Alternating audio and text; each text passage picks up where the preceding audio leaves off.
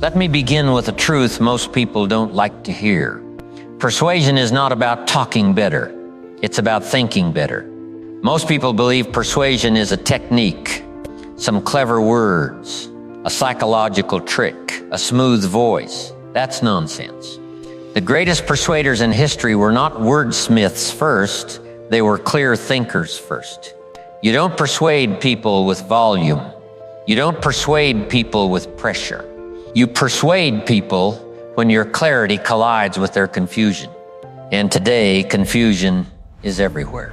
1. Persuasion starts with authority, not words. Here's the first law of persuasion. People are persuaded by those who appear certain, not those who sound clever. History proves this again and again. Napoleon Bonaparte didn't convince armies to march into freezing Russia with beautiful speeches. He convinced them because he projected certainty. The soldiers believed he knew something they didn't. In business, the same rule applies. When Steve Jobs introduced the iPhone in 2007, he didn't overwhelm people with specifications. He stood calmly and said, "Today, Apple is going to reinvent the phone." That sentence alone carried authority. Why? Because it came from a man who had already reinvented computers, music, and design. Authority persuades before logic even enters the room. If you want to persuade, speak from experience, not theory. Speak from decisions made, not opinions borrowed. Speak like someone who has already walked the road. People don't follow the best speaker. They follow the most grounded one. 2. Persuasion is the transfer of belief. Jim Rohn used to say, "If you believe strongly, others will listen carefully." Persuasion is not manipulation, it's belief transmission. Think about great movements, the civil rights movement, the independence movements, the rise of great companies. None of these started with marketing. They started with belief so strong it became contagious. In leadership and business, the same applies. A manager who says, "We need to hit targets because the board wants it," will never persuade anyone. But a leader who says, "If we don't build excellence here, we will always work under someone else's control," creates belief. People don't move for instructions, they move for conviction. 3. Logic never persuades first, emotion does. This is uncomfortable for intellectuals, but it's true. People decide emotionally and justify logically afterward. That's why smart people make terrible financial decisions. Educated people stay in miserable jobs. Brilliant minds resist obvious truths. History proves this painfully. In the 1970s, many economists warned governments about inflation. The data was clear. The logic was sound. But leaders ignored it because emotionally spending felt good and restraint felt painful. Persuasion works when you touch emotion, then support it with logic. Never reverse the order. In business, don't start with spreadsheets. Start with consequences. Say, "If we continue this way, we will lose our independence." Then show the numbers. Emotion opens the door. Logic walks through it. The power of contrast. How great persuaders think. One of the most powerful persuasion tools is contrast. Jim Rohn mastered this. He would say, "Here's where you are, and here's where you could be." Contrast wakes people up. Henry Ford persuaded workers not just with wages, but with vision. A life of constant struggle versus stability, dignity, and ownership of time. Every great persuader paints two pictures. The future if nothing changes. The future if action is taken. Most people avoid contrast because it feels confrontational. But persuasion without contrast is just conversation. If you want to persuade, show the cost of inaction. Show the reward of discipline.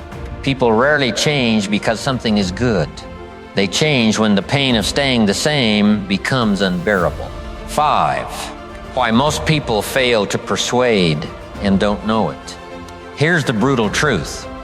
Most people talk to feel smart, not to change minds. They interrupt, They over-explain. They argue. They correct.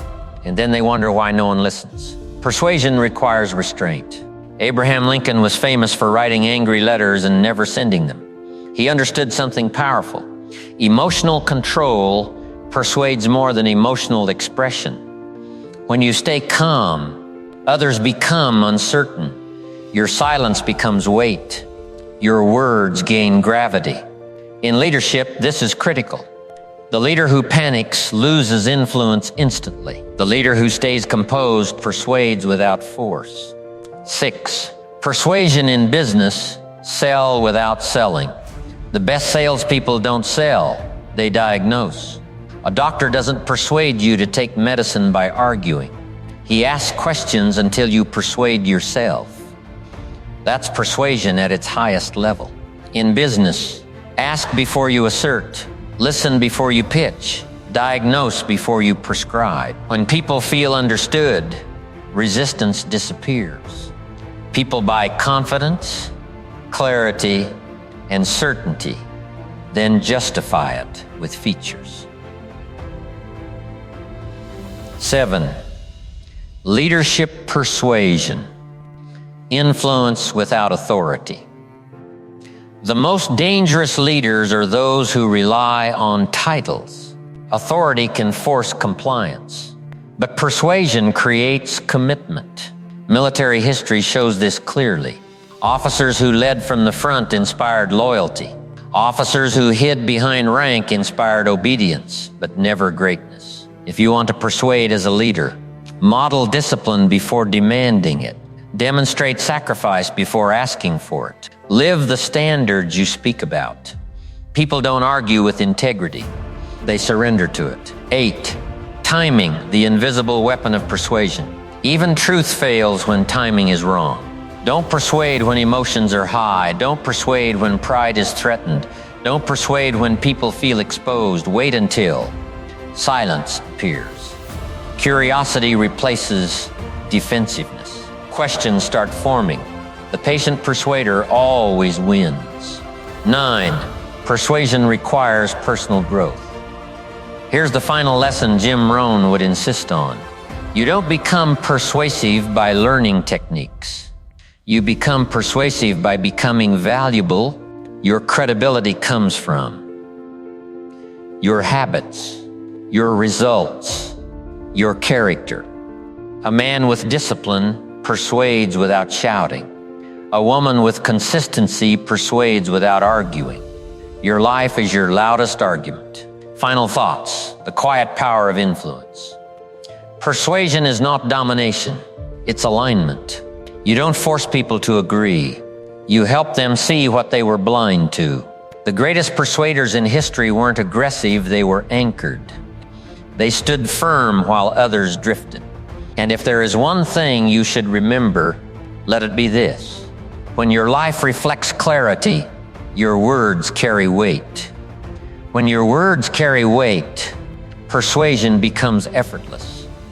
That is the art of communication. That is the power of leadership.